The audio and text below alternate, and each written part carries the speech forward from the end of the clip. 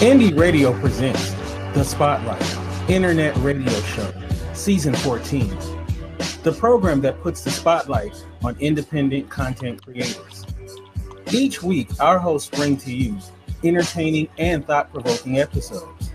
This is your home for news about television, film, gaming, and much, much more.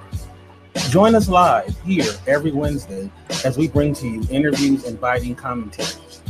And now, your hosts, Jen and Kente. Hello, and welcome to an all-new episode of The Spotlight. I am one of your hosts, Kente, all the way live from Los Angeles, California, and I'm so happy to be here with you this wonderful night. I am joined by the one and only Jen. How you doing, Jen? I am doing great, Kente. This is, I feel like this is one of those spotlight episodes that is worthy of being rebroadcast quite a bit because there is somebody super special on the other side of this. So I'm really excited to start talking. I am too. And, you can go to our website. It is indyradio.org. That's indyradio.org. You can get us on Twitter. You can get me at Twitter at KenteF, as well as the show Indie Radio ORG. And then also on Instagram, you can get us at INDY Radio, Indie Radio. So let's get right into our guest. This man is an actor, a filmmaker, and we're here to chop it up with him tonight. It's the one and only Harley Wallen. How you doing?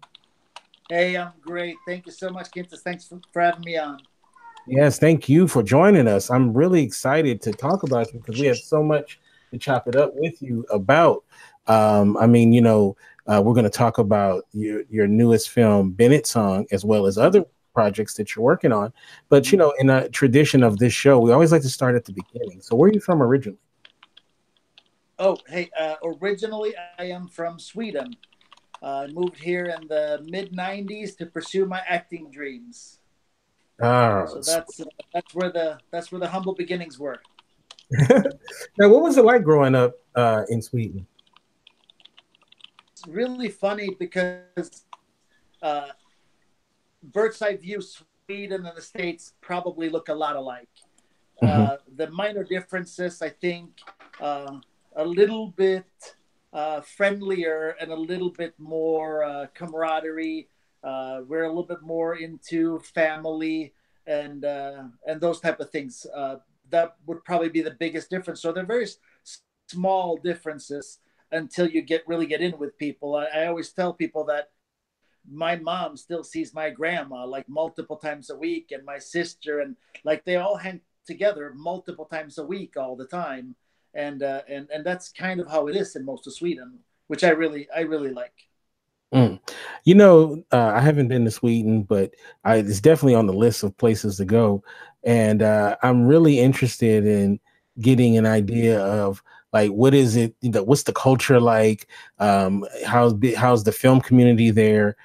Did you watch a lot of American films growing up? Yeah, I was very influenced to the point that in English classes in high school, they refused to give me an A+ for my English, even though I was the best kid in class, because I refused to speak with an English accent because they teach you proper English. And I seen all the movies, and I'm like, no. The people that talk like that, there's only James Bond. That's the only cool guy who talks like that. All the other cool people, they speak differently. So that was kind of like my mentality. So I was very influenced. I was very integrated into American film very early. My mom said when I was 5, I told her I was going to move here and be an actor and a star. It's just wild. So many people know what they want at a very young age. And some people, they able to blossom and get to that point. And I can only imagine being a young man in Sweden. America must have seemed like, almost to the distance to the moon, Yeah, no, it felt like halfway around the world. But what I started doing is as soon as I was old enough to travel, I saved every little bit that I could all the time. And I started coming over here on a regular basis. And I started at the time I was a break dancer, I was a martial artist, and a bunch of other things. So I just seeked opportunities to network. So I've been on stage with Two Live Crew, and I've been on stage with Rob Bays and DJ Easy Rock, and I've done fight stunts for people and everything else, because I was just trying to find an angle to get in so that I could start networking and show hopefully that I was worth taking a chance on. Wait a minute now. We can't. I'm a hip hop. I'm a hip hop junkie. I grew up. That's my era of music. And so you used to break dance for Two Live Crew? No, not for them. With them, Luke Skywalker owned a pink nightclub out there, and we used to go in there and dance. And then they had a show, and he pulled me up on stage for the show. So one time I danced with them, but most of the time, Luke was really cool host. He was awesome just to hang around with. But I have been on stage multiple times with Rob Bass. So yeah. Yes, that's awesome. Then for you, in case you don't know, that's "It Takes Two." You know the song. Yep, yeah. I do. So, yes. Oh, last on the path. Yes. And now let's talk about your martial arts background. What were your disciplines? So I started in judo at age 7. I was pretty terrible till age 12. At 13, I don't know what happened, if my body and mind kind of aligned, but I almost didn't lose for like 5 years. And I went from being a kind of terrible, never won a gold medal in my life, to winning gold after gold after gold after gold. And the tournaments got bigger and bigger and bigger. So really an interesting time. Then I had a pretty bad leg injury from a dance show at a banquet. And I didn't feel like trying to climb all the way back up to a world-class low. So I started training Taekwondo. I still did judo, but more as a hobby. And I ended up making it to international competitions in Taekwondo as well. And then somebody told me that there's this new thing called no holds bar, where there's no rules. You just kind of get inside of a boxing ring and pretty much anything goes. And I just felt that I was really meant for that, because I had already done the crossover training. I trained judo, I trained jiu-jitsu, and I trained Taekwondo. So I started fighting no holds bar and testing my limits. And then eventually I moved here, coached mixed martial arts and judo, and had my farewell fight in 2000. I think my last pro fight was 2009. Oh, wow. I'm so glad that you're on the show. I'm a big martial arts lover. I always wonder, though, the connection between dance and martial arts. I can only imagine that they help each other. And a lot of people don't know this. Bruce Lee was a cha-cha champ. Oh, yeah. Yeah. So he was an excellent dancer as well. So can you talk a little bit about how dance and martial arts kind of help each other out? Absolutely. I think, there's an art form called capoeira where they actually mix the two together. But fundamentally, we're talking about rhythms, and we're talking about movements, and we're talking about patterns. And you could call that dance, or you could call it martial arts. They're very related. The mobility and dexterity that you need for a lot of dances, the quickness and accuracy you need, they're very related, very much so. I heard that actually Michael Jackson was a martial artist as well. I saw that somewhere, and I wanted to learn more about that. But I can see that the way that he moved. I totally see that translating. So to fighting, that's very interesting. Now, what was that toll on your body? The years of competing and stuff. What was that like, as far as, and even today? Well, I think, to be honest with you, because it was fairly recently that I retired, I didn't even realize it, because it's one of them things, while you're still going, you don't really feel the aches and pains very much. But when you slow down, so I went from fighting on a level and doing this to coaching, to now I don't even coach anymore. I do a WXC. It's a fairly big organization for mixed martial arts. I host a commentary with them on UFC Fight Pass, actually. So I'm still involved in the sports, but I'm not active in the sports anymore. And my body has a tendency to scream at me when I wake up. Nothing is happy. So my joints they take a little bit of warming up when I get out of bed. And the bigger problem than that for me is I have been able to eat virtually anything I want my whole life because I train so much that you burn, 5 to 10,000 calories a day without a problem. And now here I am, and my body's like, "Yep, you can eat 2,000 calories a day." And I'm like, "What? 2,000? I've never eaten 2,000 calories. The last time I did that was like 8." So that has been trickier for me is learning how to eat balanced without having that calorie expenditure of martial arts. But yeah, I mean, my body's not always super happy with me. That's for sure. Now, you started at a very young age. What age would you, as someone who started very young, what age, if say like a father wanted to get their child into martial arts, what's a good age for them to start at? And what's like, and why would a certain age be too young or not? Yeah, I think a lot of places start at 4 and 5. I think at 4 and 5, dance and gymnastics are great things. If they're team oriented or need to be integrated into a team thing, go with like a soccer or something where they can have a little bit of play alongside with it. But I think martial arts, when I started at 7, I knew better than to use it at school. I knew better than um, to so I think 7 is fairly good. A little bit of individual cases, obviously, because there's some kids that can't quite control themselves at 7 and may need a little bit longer.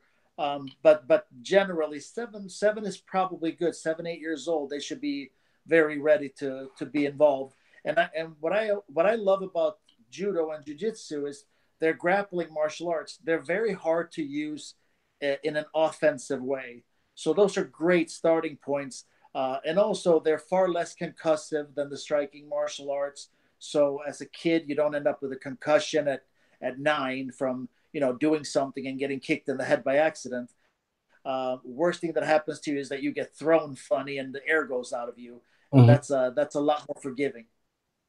The one thing I really like about when I read your bio and just talking to you is you have a lot of tools in your toolbox. You've studied martial arts, dance, acting, filmmaking, and whatnot. Um, just talk about how having all these tools in your toolbox has helped you as a filmmaker and as an actor. I think I think if you go through life as a student and you don't let pride get in the way, you don't have a big ego that's going to get inflamed and fight with things, and you just seek to learn and you seek to grow.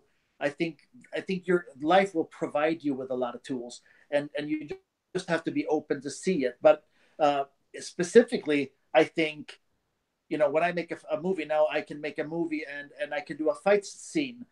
For instance, in Betrayed, that we just released 1 week ago, I have a phenomenal fight scene with me and TJ that's really really exciting, and I can dumb it down to someone like Billy Worth is not a martial artist. I did a quick fight sequence for his establishing scene as well, and and I could make sure that I did something when I did a choreography that he could do, even though he's not a fighter, he's not a martial artist or whatnot. So that's a big advantage. I also think with the dance, I had an opportunity to do music videos and other things, and and I'm the guy, whether I'm an actor or a dancer or something. I'm the guy when we're in between. I'll ask questions to try to learn and pick things up, and I think that just shapes who you are. And I've been that way. I directed my first feature film, and we had it up on the big screen, and we walked out of there, and everybody was giving me high fives and accolades.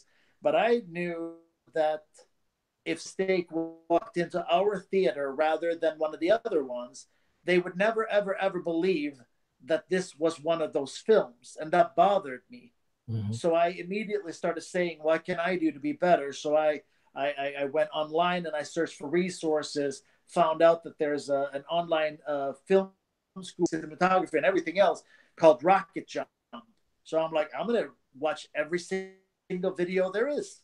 And then after I was done with that, I went to 5 Minute Film School, and I still to this day will go on YouTube and look up, how to shoot a Mexican standoff, just because it's one of them tricky things with eye lines and everything else. How do you make that look the best? And I look at videos and I learn all the time. And I think to go big circle back to the martial arts and the dance, I think that's one of the big things is use everything that you've learned in everything that you do, because you'll be surprised how many things apply over that you never realized would matter. It's interesting. If you talk to experienced dancers, martial artists, they will always say that they're never a finished product, that they're constantly seeking knowledge to become better. And as an actor and as a filmmaker, it's the same thing.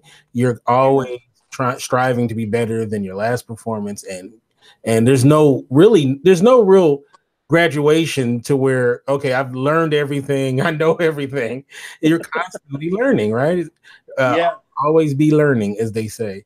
So having started out in dance and martial arts, you can just take that same mindset and apply it to acting and filmmaking. When you first got into acting, what was the hardest thing to translate characters to film for you? When it comes to acting, it's such a process, and each time that you feel that you get an aha moment, you feel like, wow, I just figured it out. I solved the puzzle. And then you get the next character and it's just a bunch of pieces. And you're like, I thought I knew this, and now I got to figure out how to do this all over again. And with each character, you learn something new about yourself. You learn something new about others. And it's such an amazing journey. But I think what helps the most from my background is to have the discipline to do the work. And I think that's the hardest part for me, because I see a lot of people and they're in the acting community. And I think if they spend half of the time that they're spending on networking on maybe training and getting an acting coach and developing their instrument, they would be blooming much, much faster, and the opportunities would come as well. And I think that's the hardest part with acting, is we get caught up in the promotional side or the networking side, and we can forget about the grind and the work that get us there. And that's the beauty of theater, because you can't take those shortcuts. In theater, you have your rehearsals, you have to get in there, you have to do the work. So when you have acting, and there may be a couple of table reads and a rehearsal, and then it's on you. You got to learn the lines. You got to figure out your backstory and develop your character, essentially. And that's the tricky part, is how to stay hungry on chasing everything I need about each character to live them as truthfully as possible.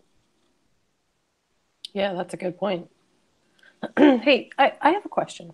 So you have a really wide and diverse portfolio in terms of both your writing and your acting. And I was wondering if you have a specific slant toward a genre that you find more fulfilling, or a little bit more wholesome, if you will, in terms of what you do, how you approach it. Is there any one of the genres that you really like to do more than others? And how did you come to that? You know what? It's so hard, because I don't really think genre. I think I fall in love with a story.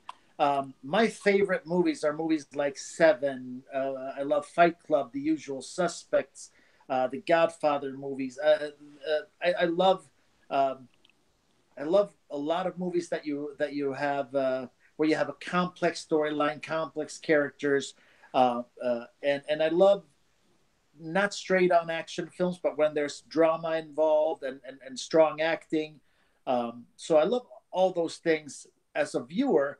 And in the beginning, that's pretty much what I wrote, and that's what we made, because that's what pours out of me when I write. and it's in the crime drama, action, suspense, borderline thriller, horror. And then my business partner wrote Bennett Song, and I read this script and I was like, "Holy smokes, this is beautiful!" And in all honesty, I was terrified that it was going to be turned into cheese toast, because very easily this could have been a high key, over the top slapstick movie, and I just did not want that. I told her, I said, if you want me to direct this, I want to shoot this like it's a film for grown-ups. I guarantee you the kids are going to love it. The teens are going to like it. Like, they're all going to like it. But I said, if you go back to E.T., that film was shot with some shadows, and it was shot with some texture, and I wanted to do that. Just thing to teenagers and everything else, but ultimately those are shot for grown-ups. They're shot dramatically. They're shot dynamically, and that's kind of what I wanted to do with Bennett Song. So I did not know I was going to love doing those genres, but I learned that romance is beautiful, and to play it and to live it as an actor is amazing. To coach and get the directing side of things, to draw that out of your cast was so rewarding that I can't even pick a favorite anymore. I loved being a part and living in Bennett Song, one of the most incredible experiences so far. You know what? This is a good time for us to show the trailer to the audience, and then we'll talk more about Bennett Song. So here we go. This is Bennett Song trailer. Hi. I'm Dr. Song. Call me out from the other side. You held my Maybe we could do coffee sometime. I'd love to sometime get coffee, sure. I haven't done this dating thing in a long time. You thought this was a date? Now I have a daughter named Pearl. Did I tell you she's from China? Did I tell you Janice is adopted? Huh.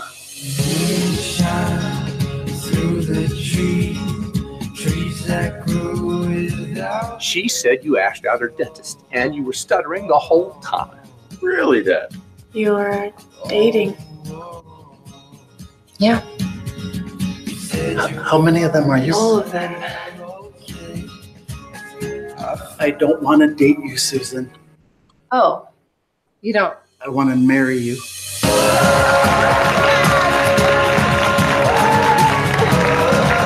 No, really, they're all ours. You're kidding. 14? 14. So what are you here for? Witness for a defense man. And you? They wanted to miss them out a sister, they were going to have to go through me. I don't see a problem with that.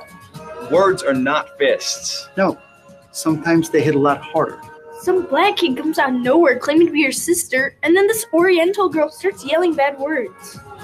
There is a noise ordinance, and the sounds coming out of the garage far exceeds that. Sounds like I'm going to have to put a muffler on my lawnmower. I didn't marry your mother and end up with the rest of you guys in the bargain. I love you, Pearl, including your stubbornness.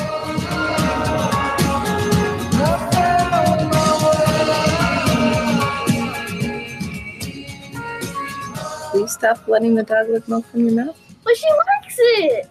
Dude, that's nasty.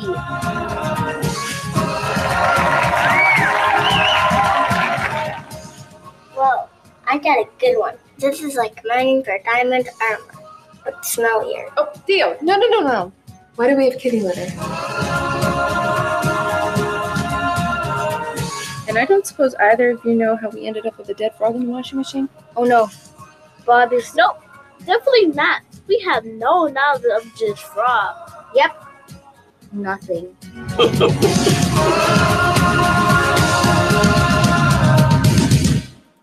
Awesome. That was so cool. So give us we see it in the trailer, but give us a little rundown of the film and the process of getting that for us to see.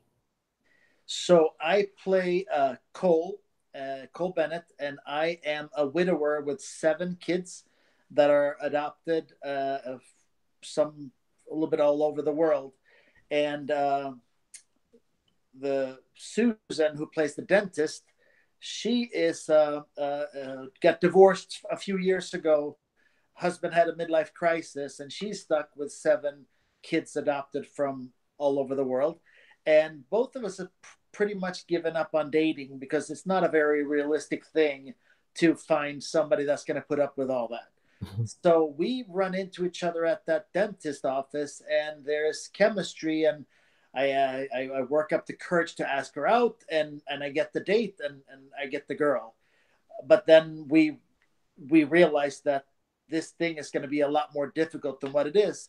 And then I love that we touch on just some of the difficulties of being a mixed family, and the the prejudices of where we live, and maybe how we can be a little bit kinder and a little bit nicer and a little bit more understanding in the film as well. We also have the daughter that I bring to the dentist is deaf, and so we touch on that too, with a little bit of the difficulties of that, and finding ways for inclusion and understanding, which I really enjoy. But I love the movie because you're getting so many genres. You're getting romance, you're getting family, you're getting a drama. It's a lot. It's a lot for your buck. Yeah, and you seem like you have a wonderful cast too. By the way, I saw Tara Reid in there as well. Pretty cool. Dennis Haskins from Saved by the Bell. Yes, Dennis Haskins plays my father, he's such a, not just a really good actor. He's such a good guy. It's somebody I really enjoyed working with, and he's been in so many of my films actually. It's somebody I really enjoy. And Tara has been so good to us. She actually came.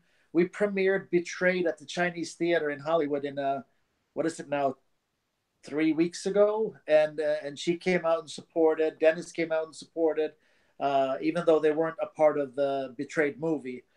So it was phenomenal. I've made a little community and a bunch of people that I feel really close with now from doing this. that is so cool because as you know, a lot of times you work on a project and that doesn't always happen. Even though you might have had what seemingly was a great experience, but it doesn't always translate to post film. So that's cool. I like it because the movie I haven't seen it yet, and but it seems like it's very uplifting. It has that feel to it, and so much stuff these days is dark. Even so-called family films will be really dark. So this looks pretty like it's something you can bring the whole family to. Yeah, it's really a feel-good movie. We even got, the little film we just got mentioned in the Washington Post as what to watch with your kids, which is a pretty big deal for a little independent film like us. Yeah, thank you. Now, the one of the rules they say in films is don't work with kids or animals. So you did one of them. So what was it like working with the kids on this film? Well, there was a dog also. So and a cat. Wow. So we decided to break all the rules. Everybody says that, and I'm not gonna lie and say I wasn't scared. But we did our due diligence. So we had a very strong. We did auditions, we did callbacks, and one more level of callbacks. I think we had 3 table reads and 2 rehearsals. So we were really making sure that we cast the right kids, and B, that they were prepared when we got there, and not trust that they were going to do it all by themselves. And I got to be honest with you, I am so proud of those kids. They did such an amazing job. I'm super proud of the film as a whole, but those kids were just amazing. Sometimes when I see a film with children actors who are just knock it out the park, it actually makes me feel Like, dang, I don't think when I was that age I could have done that. I kind of feel like kind of slow now, because these kids are so awesome. Me too. These days. They're like so good at a young age, and Yeah. some good ones there. I can't wait to see it. How can we see the film? So Bennett's Song is available virtually on all platforms. So if you have Comcast, you go to Comcast. If you go to Hulu, or not Hulu, Vudu, or PlayStation, or iTunes, or DirecTV, it's available everywhere. Fandango. Then it's also available on DVD, so you can order your DVD. I think it's sold out of stores, so I don't think you can buy it at Walmart anymore, but you can buy it on, Walmart.com or on Amazon or whatever if you like the hard copy. But yeah, it's going to be available virtually everywhere where you can find video on demand. Yeah. It's so impressive that it's already sold out. I mean, that's wow. There's something. Yeah. Deep respect. That's big. Yeah, no, I'll be honest with you. I've been living this last 2 months or so. I've been pinching myself a lot. We just had the premiere for Betrayed. It just came out Tuesday last week. I know Walmart ended up with a 50,000 DVD order, and you can't find them anymore. They're out at the warehouse, and about 20% of Walmart's is all that have DVDs left. So it's just insane. And Bennett's Song has been on back order for 3 weeks because it's sold out so fast. It's very, I love it, but I really feel like pinch me because this can't just be happening. That's amazing. Yeah. I mean, congratulations for all your success. Yeah, thank you. And because this business is tough, and when you have that discipline and you work really hard, and you basically your whole life has gotten you to this moment, like from dancing with Luke to right Rob Dace to martial arts at 7 to now directing movies. This is really cool. This is very cool. I'm very happy for you, sir. I mean, I definitely am loving it, and I think I think you're right. I think we find ourselves at places exactly when we're supposed to be there. Somehow there's a divine finger that moves things around and places you where you're supposed to be a lot. And then it's your job to capitalize and hit it out of the park, because that's the opportunity keeps popping into our lives. It's our job to do our part. Right. Yes. Now you mentioned it. Let's talk a little bit about it. Betrayed. This film. Tell us about it. And you have a great cast for this as well. So this film, my church had a church service probably 2 years ago where they started talking about human trafficking, and they were talking about 15,000 people are trafficked in and out of the U.S. every year. And most of them are minors. Many of them are at the age of. And I was sitting in the church going like I feel so bad that how did I not know? How did I not know that this was happening to the extent that it is? It's not something that happens over there to those people and blah blah blah. This is affecting everyone. We have to step back into our roles of being. As men, we should be protectors. That's what I firmly believe that. And I try to think to myself, like, how, because I'm not a documentary kind of guy, so I didn't really know how to do this. And I didn't want to make a straight up drama, because those are difficult to do if you don't have a fantastic, very expensive cast. They generally don't go anywhere. So I thought to myself, my happy place is suspense thriller, action thriller. So I decided I'm going to write something that puts this right in our backyard. I'm going to write something that showcases how easily this happens, and at the same time takes you for a journey from an entertainment standpoint. It takes you on a ride that you lose, an hour and 38 minutes of your life, and you're like, wow. But then hopefully you also go, you know what, is that true? Does this happen? Is this? And then maybe you'll spring into action and make a difference somehow. But yeah, it's a phenomenal movie. The mayor of Detroit has essentially decided to avoid gang wars and everything else. He is going to let the Russian mafia run their business in the city, and he tries to put quotas on them and control them. Obviously, they don't really obey by these rules. He ends up in trouble. The police chief and him get to answer for all this. And now they're involved to the point that they can't really get to me. So now the mayor decides to go behind my back, talk to the cartel in Chicago, and bring them in to do it and get me out, thinking that they will respect his rules. The Russian mafia says, no, it's not how it's going to work. And then they take his daughter. And now everything changes, because now it's personal. And you know, he has detectives that are out there searching for her. He brings in a couple of vigilantes or hitmen to help him out with this, and it ends up in a big old showdown with you know, a fair amount of action and a bunch of drama and a lot of intrigue and suspense.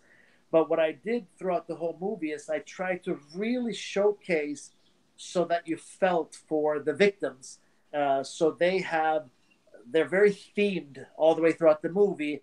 With I believe the best score they've ever done for me but Kaizad and Feroz Patel, who do my sound engineering in India. They did they've ever done, which they've won awards for now.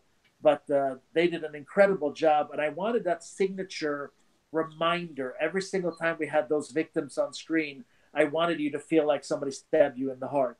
So it was shot with a duality of that tough guy action kind of thing with the drama, and then the back seat we see this dark underbelly of our country. Right. If you go on YouTube, they have a compilation. They have several compilation videos of people being abducted, like abductions, and it's like it is so brazen that it almost looks like it's not real, but it's real. So I think you know, it's a good thing that you are bringing light to this this subject, and you know, being the director, the producer, and also a lead actor in it. How do you navigate that? Because I can imagine, I mean, it's so much to worry about as a producer. It's so much to worry about as a director, and you're a director producer, but now you got to carry the movie too as an actor. How do you balance all these balls in the air? I think you go back to martial arts about discipline and about having systems for things. So what I tried to do is I tried to do as much of the producing as I possibly can, so that when we are on set, I don't wear that hat anymore. My business partner, Nancy, she puts the hat on when we're in production, and I don't have to worry about any of those things at all. And then I can focus on directing and I can focus on acting. And those two things are so closely related anyways that I don't struggle a lot with that. In my early days, before I had a solid team behind the camera, I know that every now and then I was worried about them getting everything done that I needed done. But I have such a good team now that I don't have that problem anymore. And we have monitors, so after we shoot the takes, I go right back in front of the monitor and I make sure that we got everything that we're looking for. But it's definitely discipline, and then it's compartmentalizing the jobs. Because it's like the people that say I have to lose weight. If you say I got to lose 50 pounds, that's huge. You're talking about a full year of commitment to do that the right way. And that sounds like a lot and can be overwhelming. But I always tell people, how about you worry about losing 1 pound a week? Just think about 1 week. And then you break things down like that, and everything becomes a lot more achievable. So I'm really good at compartmentalizing what I do and designing a game plan so I can stick to that. So speaking of compartmentalizing, because boy, that is just such a perfect segue into what I was going to ask about abeyance.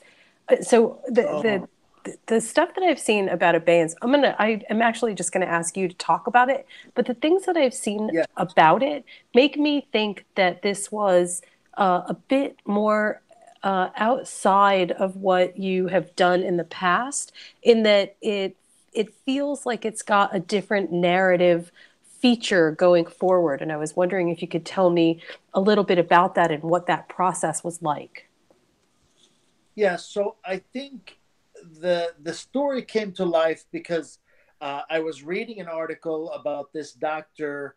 I believe he's an Italian doctor that's in the process of, pretty soon he's going to essentially surgically behead a person who is brain dead, and also behead a person that has a disease, so that his body is falling apart but his mind is clear, and he's going to switch them.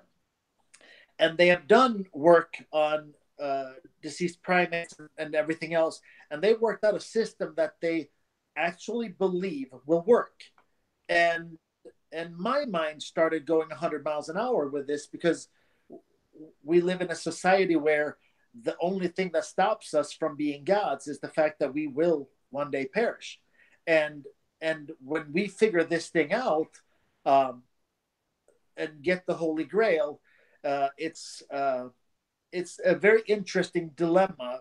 And I love making movies generally about these. The moral dilemma of, just because I can doesn't mean I should. And I like touching on that in my movies. And in Abeyance, I do that in a big way. And essentially, we're taking the step one step further. We don't decapitate heads anymore. We have figured out how to download you onto this advanced chip, and now you can be plugged into another body, and essentially it'll reset and delete the original host, and you will now be the driver behind the wheel. And these two companies that have built this prototype together, one of the company's CEOs sees by mistake that the other company has a waiting list of the richest of the rich. And these people, not only are they on the list to be receiving this, but they already have picked out their new bodies, and they're not dead. They're not brain dead. There's nothing wrong with them.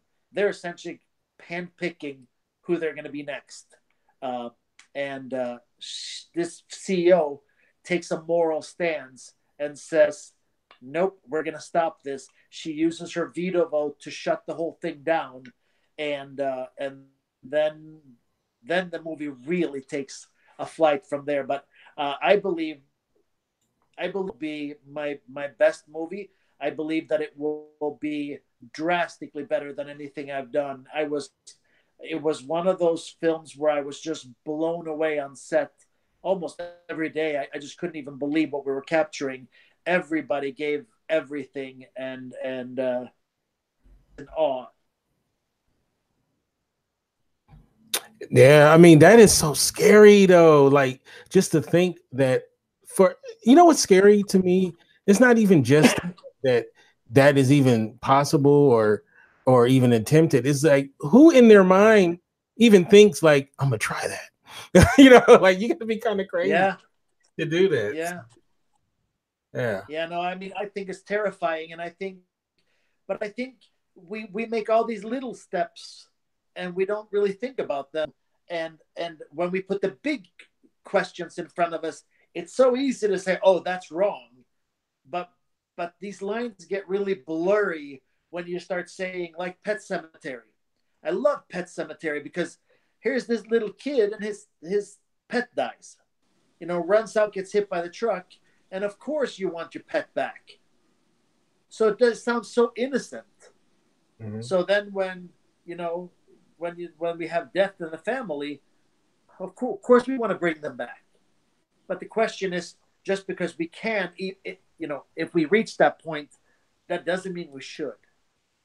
Yeah, that's such a quintessential aspect of telling a good sci-fi thriller, is that moral question underneath that sort of hangs the entire story on what is it? And the thing that I think works for this film in particular, as far as I can see, is once again, there is a nice blend of sort of not moral ambiguity, but a technological ambiguity. Like, okay, what if you legitimately were faced with an issue where this would be the savior of things? Yeah. What if it really was used just for the best? And it brings up some great questions for us to ask as a society.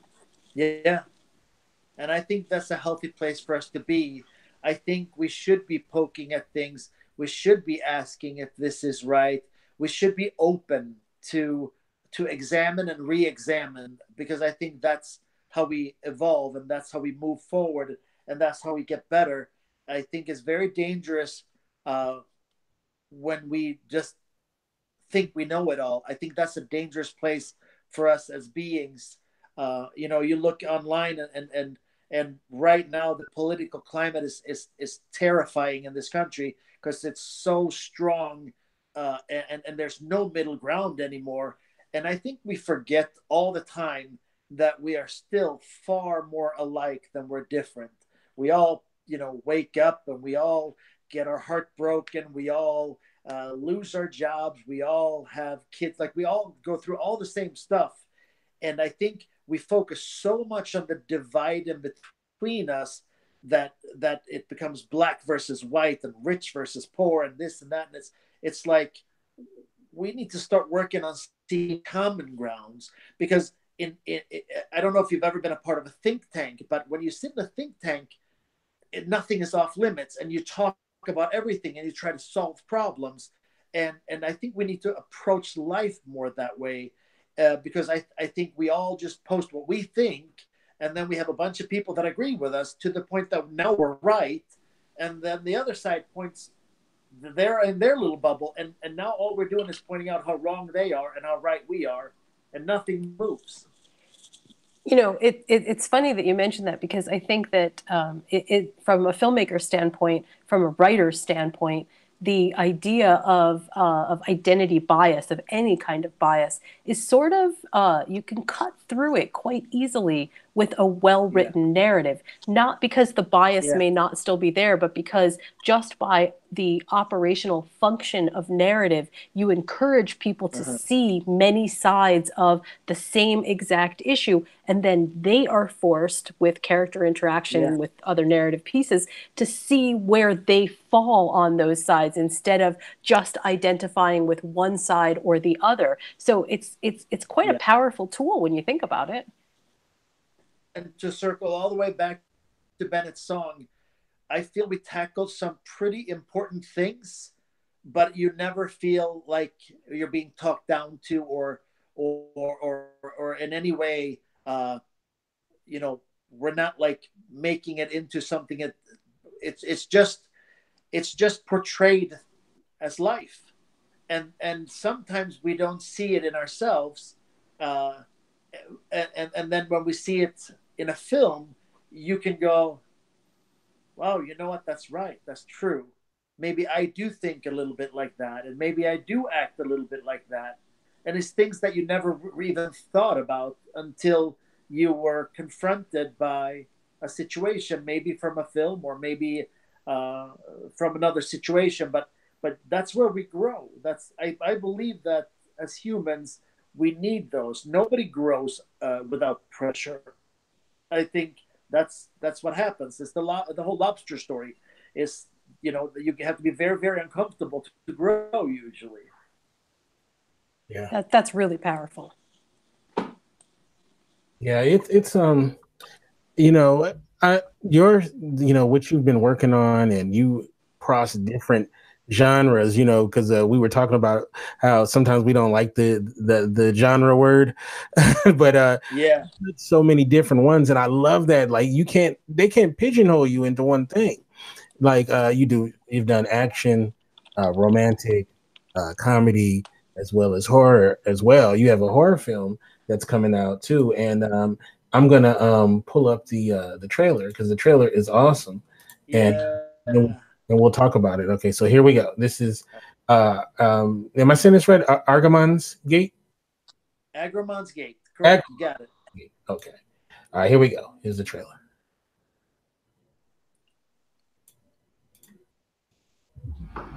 She is here. Things are about to get interesting. Can we talk to family members? We can do a seance. I'm honestly not a big fan of this kind of thing. Spirit, oh spirit, who are here to see family and friends. Anyone else a daddy? Maybe that's you. Shh. Your father, was he a bad man? You could say that. He tried to kill my mom and me. One night when he was strangling her, I shot him with his own gun. She's been in a mental institution ever since. It'll be different this time. What was that? Something pushed through. Like a spirit? What was that? This didn't just happen to Richie. This happened to all of us. You're all gonna die. Whatever it was, stronger than anything I've ever felt before. He is him. Him is he. I think I know who it is. Trust me when I say this. His soul is up for grabs. His name is... Oh my God! Agramont. You alright? Look like you've seen a ghost.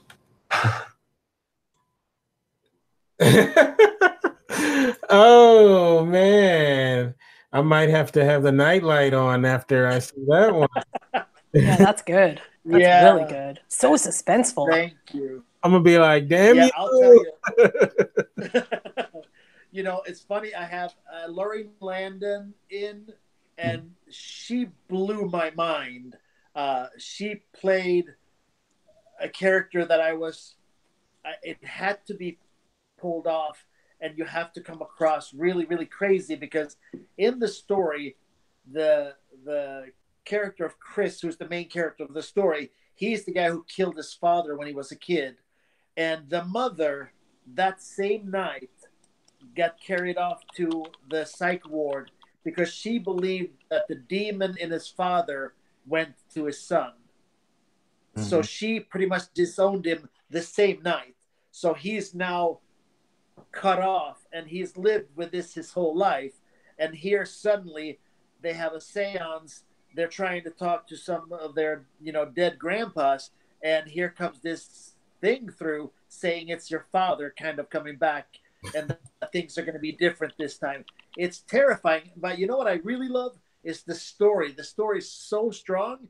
And Jan plays the father. Jan Birch from The People on the plays the father. And you saw him. He is terrifying. He can do the littlest things, a little squint and raise an eyebrow, and he goes from looking like the nicest guy in the world to you want to just crawl under the table. It's unbelievable. He's so talented, it's ridiculous. Yes, and you looking mighty creepy too in this film as yourself. I watched the trailer, and they said, "So you're not in this one?" And I'm like, "Are you serious? You didn't see it?" I have an eye clawed out, but you didn't even recognize me. But yeah, it was a really fun character to portray. I actually have a prequel for this one already in my head of how everything happened that led us to where we are. But this movie itself, it's such a good ride. I think it's going to shock a lot of people, and I think it's going to do very well. Yeah, it looks. It'll be completed in about a month. In about a month, we start our festival run, and I'm curious what it's going to do out there, because I really love this movie. Oh wow, man! I'm looking forward to it. Do you do any premieres out here in Los Angeles? We just did for Betrayed. We had one at the Chinese Theater, September 26th, at the Chinese Theater, and for Betrayed. And it was a huge event. That was my first time premiering a film in LA. So we didn't want to get too big of a theater because we didn't know what kind of draw we're going to have. And, with a month left, we had no room. and we drew, phenomenal talent. I had Tara Reid and Jake Busey and Sean Whalen. Like, we had a ton of notable talent there, and it was an amazing event, and I just love how it was received. You're getting huge ovation and people that are sitting in the theater like, whoa, It was an amazing experience, and I have a feeling we will probably come back from now on, and the Chinese theater kind of felt like home, actually, so we'll probably stick with that. Yeah, it's one of those places that just the history of it, Yeah. And it you could feel it when you're in that location. I don't know if you've ever been. Have you been down there to that, Jen? Jen? I'm sorry. I'm here. Have I ever been to Chinese. to which? I'm sorry. Say it again. The Chinese theater. Oh, that's what I thought you said. Yeah, I've actually been there before. Just because I live on an island doesn't mean I'm not a world traveling jet setter. Well, I know you've done a lot in your life. I have actually been to the Oscars, so pat on my own back for that one. One time, but still, it's a milestone. Theater? No, it wasn't at the Chinese theater. Okay, because I know they've hosted them there and at the Egyptian, I believe. Yes. Yeah, it's at the. I think they were the. Yeah. Yeah. I really like both of those, but the Egyptian is, for a premiere night, the fact that at the Chinese theater you have the bar and the big lobby area and all that stuff, it just enhanced the whole experience. And then, like you said, that the history, seeing all the pictures and the handprints, and it just adds to the whole experience. Yeah. Now we're at the point of the show that we affectionately love to call rapid fire. And the way that rapid fire works is that me and Jen will pepper you with questions. Now we call it rapid fire, but you don't have to go really fast. But are you ready? Yeah, sure. Let's go. All right, here we go. A couple of years ago at Coachella, they had a hologram concert for the rapper Tupac. So what dead artist or band would you like to see a hologram concert of? I would love to see Bob Marley. Bob Marley is my favorite musical act of all time, and I love what he stood for. I loved his message. I know that's not a great, fantastic, big show.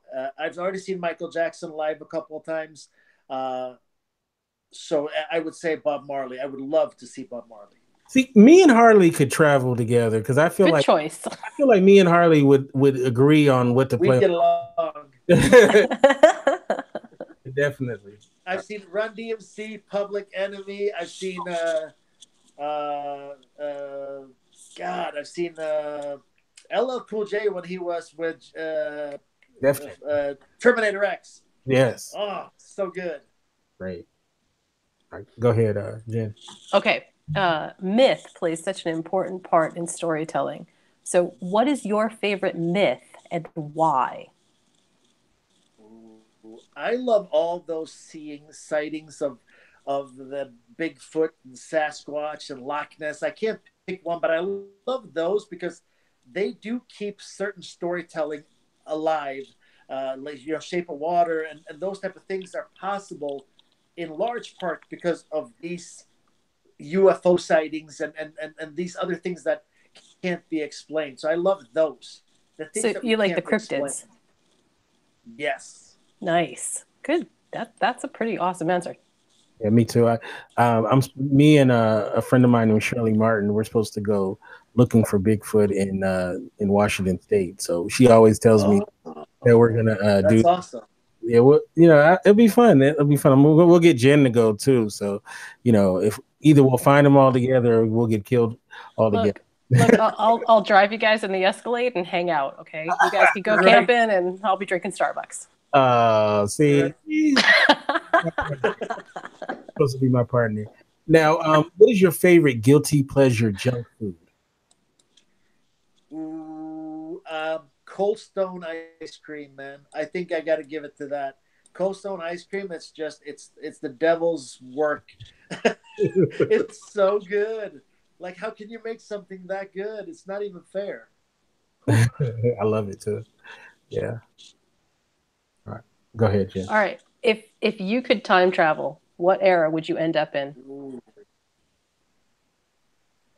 Man, just because of my martial arts and everything else, going back to the knights and seeing that medieval time, it seems really brutal and it seems like there was a lot of bad stuff happening. But at the same time, it's like we read so much about it. There were so many people that just made a difference. I would be there pulling out Excalibur. Ooh.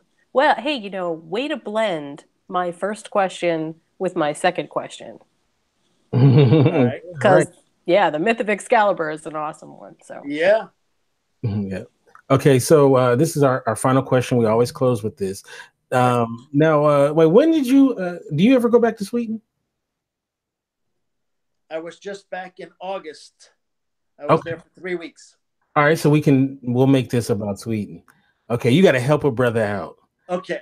A young man is in Sweden and he's taking a young lady out on a date and he has no idea of the perfect date to take a young lady out on. So you got to give him the advice. So give us a great Swedish date to take a young lady out on. Okay. First of all, if you're in my hometown, which is Malmo, which is right across from Copenhagen, I would hop on. There's a train that goes along the coastline from Malmo all the way up to Helsingborg. And in Helsingborg, you would hop on a ferry boat that goes over to Denmark, to Helsingør. So then you would dine and have something nice to eat and either a glass of wine or a beer. And then you would hop on the train on the Danish side. You'd stop at Bakken, which is an amusement park. And the beautiful thing, it's one of them romantic places where you can walk around and hold hands. It doesn't cost anything at all to get in. So you can hang around and have a good time. And if you want to buy a bracelet and go on the rides, you can. But it's just a great place to just hang out and have a good time. Then you'd hop back on, hop on the train, go to Copenhagen and finish in Copenhagen and have a couple of drinks, and then cross that beautiful, romantic, brand new bridge between Copenhagen and Malmo on the way home. And you might be able to walk her up to the door and give her a nice big kiss. Hey, I love it. I don't think any girl would have problems with that. What do you think, Jen? I'm sure I could find a problem with it, but no. It's hard to please. If I do that much, there was no beach involved. That's probably the only point down. Oh, see, that's what it was. You read into it without me even having to say a thing. You got it. Yeah. Oh man. Well, thank you so much, man. This has been a pleasure to talk to you. And I'm looking so forward to checking out your films. I'm going to make sure I get me a copy of Bennett's Song, as well as how can we get copies of all your works, as well as what's the next thing that we need to be on the lookout for? All right. So the Moving Parts behind me here is on Amazon Prime. So you can go hop on there and watch it. It's on Vudu as well.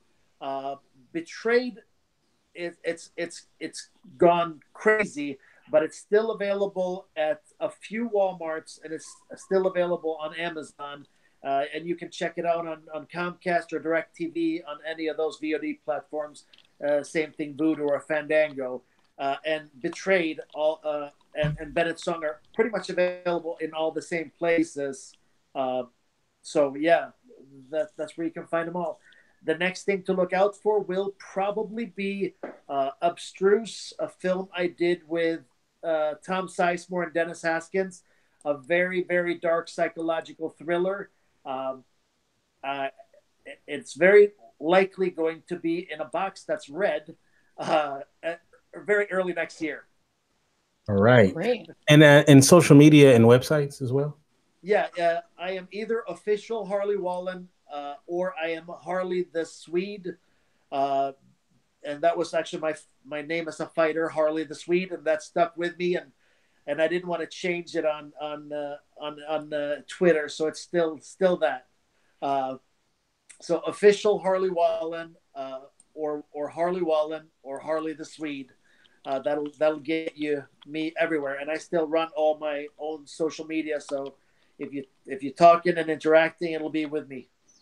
All right. Cool. And yeah, so I'm looking forward to everything that you have coming out. And next time you do something in LA, I'm gonna make sure that I attend, because you're doing. Yeah, let's link up in person, because that's always fun. Sounds like we'll have a blast just talking music. Oh yeah, man! Music, martial arts, and film. That's me. That's me too. Right, definitely. So, Jen, how can we get you on social media and such? I am on Twitter at followingbliss1, and you can find my websites at criticallaughs.com or moviesmakethemeal.com. All right, you can get me at Kente F on Twitter, as well as our website, indyradio.org. That's indyradio.org. We'll be back next week with an all-new episode of The Spotlight, and we will be reviewing actually Halloween 1978. So not the 2018 one, but the 78 version. So I'm so excited about that. Yeah, we're going to have a panel together. I hear that the new film is supposed to be outstanding, so we'll find out if that's true, because I am going to go see it the following day, so I'll have a special review of that one as well. But we're going to have a panel together. We're going to break down the 78 classic, so I'm really excited about that. So but you guys have a great rest of your week. God bless, and we'll catch you right here on Indie Radio.